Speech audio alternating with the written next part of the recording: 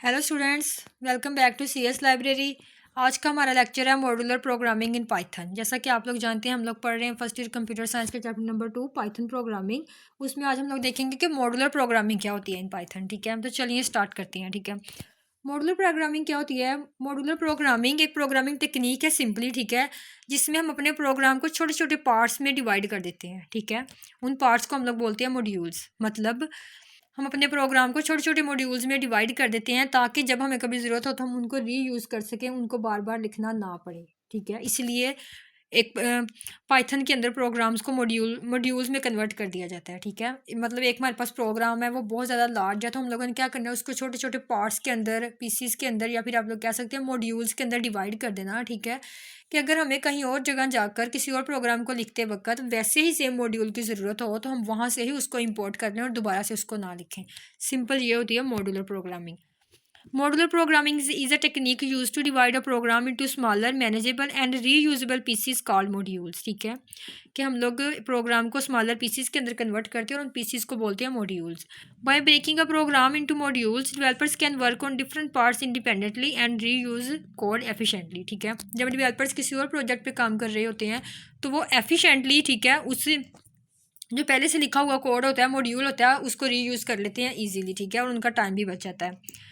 This approach simplifies managing complex programs and promotes code reuse. ठीक है, अब हमारे पास अगर वैसे ही कोई और उसी किस्म के सेम अगर कॉम्प्लेक्स प्रोग्राम आ जाए, ठीक है, एक डेवलपर ने मतलब एक कॉम्प्लेक्स प्रोग्राम को सोल्व किया, ठीक है, तो उसने जो है ना अपने प्रोग्राम को स्मॉल पार्ट्स के अंदर डिवाइड कर लिया, मॉड्यूल्स के अंदर डिवाइड कर लिया। ठीक है, अब अगर कोई और डेवलपर है, उसको भी वैसी ही सेम प्रॉब्लम आ रही है, वो अपने प्रोग्राम को सॉल्व करने जा रहा है, तो अब वो क्या करेगा, उसको सेम वैसी मेहनत नहीं करनी पड़ेगी। वो क्या करेगा, पहले वाले डेवलपर के लिखे हुए मॉड्यूल्स को यूज़ कर लेगा। ठीक है, और अपने प्रोग्राम को सिंप्लीफाई कर लेगा। ये फ़ायदा होता है मॉड्यूलर प्रोग्रामिंग का। ठीक है, उसके बाद अब मॉड्यूलर प्रोग्रामिंग के अंदर ना मेन फंक्शन होता है। ठीक है, the main function in Python defines where the program should start. ये क्या करता है कि ये हमें बताता है कि कहाँ से प्रोग्राम स्टार्ट होना चाहिए, या फिर it's usually placed in a block that checks if the script is being run directly और इम्पोर्टेड एज ए मॉड्यूल। ठीक है, ये चेक करता है कि जो हम लोगों ने स्क्रिप्ट लिखा है, प्रोग्राम लिखा है, वो डायरेक्टली रन हो रहा है या फिर कोई और उसको इम्पोर्ट कर रहा है। ठीक है, बेसिकली ये काम होता है मेन फंक्शन का। ठीक है, कि मेन फंक्शन क्या चेक करता है कि जो हम लोगों ने प्रोग्राम लिखा है, स्क्रिप्ट लिखा है, वो डायरेक्टली रन हो रहा है या फिर उसको कोई और इम्पोर्ट कर रहा है। मेन फंक्शन इस चीज़ को चेक करता है। ठीक है, अब मेन फंक्शन क्या करता है कि अगर तो जो है ना कोड डायरेक्टली रन हो रहा है तो फिर तो जो है ना उस वो प्रोग्राम को चला देगा। ठीक है, रन कर देगा। लेकिन अगर वो प्रोग्राम इंपोर्ट हो रहा है तो वो उसको रन नहीं करेगा। ठीक है, वो क्या करेगा कि जो हम लोग सिर्फ स्पेसिफिक उसका मॉड्यूल यूज़ करना चाह रहे हैं, वो सिर्फ उसको ही रन करेगा, डायरेक्टली पूरे प्रोग्राम को रन नहीं करेगा।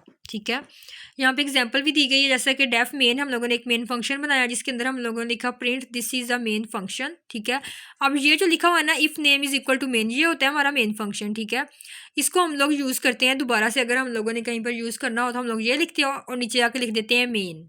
ठीक है, तो इस तरह से हम लोग किसी और फाइल के अंदर जाकर जो है ना अपने कोड को रीयूज़ कर सकते हैं, एक मॉड्यूल को रीयूज़ कर सकते हैं। ठीक है, in this example the main function will only run if the script is executed directly. ठीक है, अगर तो स्क्रिप्ट डायरेक्टली रन हो रहा है, not when it's imported elsewhere. ठीक है, अगर डायरेक्टली रन हो रहा है तो फिर मेन फंक्शन चलेगा। ठीक है, सिर्फ फिर ही चलेगा, लेकिन वो कहीं और अगर इम्पोर्टेड हो रहा है तो फिर नहीं चलेगा। This setup is useful in larger projects that have multiple modules. ठीक है, कि जहाँ पर ज़्यादातर जो है ना मॉड्यूलर प्रोग्रामिंग, ऑब्वियस सी बात है कि वहाँ पर ही यूज़फुल होती है जिस प्रोजेक्ट के अंदर हम लोगों ने मल्टीपल मॉड्यूल्स को बनाया हो। ठीक है, फॉर एग्जांपल अगर हम लोग देखें कि आप लोग ना एक स्कूल मैनेजमेंट सिस्टम बना रहे हो। ठीक है, तो अब आप हर एक चीज़ को एक ही फाइल में लिखने के बजाय आप लोग क्या कर रहे हो, ठीक है, एक स्टूडेंट्स के नाम से फाइल बना दो, एक टीचर्स के नाम से बना दो, एक फ़ीस के नाम से बना दो और एक मेन के नाम से बना दो और उसके अंदर सारे मेन प्रोग्राम्स लिख दो। ठीक है, मतलब आपने अब मॉड्यूल्स बना लिए, एक फाइल बनाई students.py, टीचर्स.py,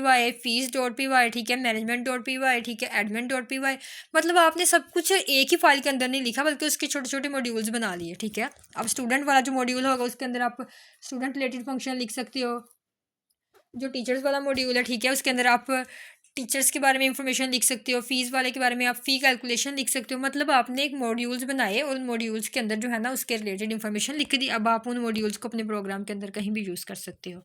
ठीक है, ये होती है मॉड्यूलर प्रोग्रामिंग। सिंपल अगर हम लोग देखें मॉड्यूलर प्रोग्रामिंग क्या होती है, मॉड्यूलर प्रोग्रामिंग होती है कि अपने प्रोग्राम को सिंपल, स्मॉलर और मैनेजेबल, ठीक है, पार्ट्स के अंदर डिवाइड करना, ठीक है। और ये क्यों ज़रूरी होती है? क्योंकि इसकी हेल्प से जो है ना कोड क्लीन हो जाता है हमारा, ठीक है, डिबगिंग ईजी हो जाती है इसकी हेल्प से, ठीक है। और सबसे बड़ा फ़ायदा इसका ये है कि रीयूजेबिलिटी मिल जाती है।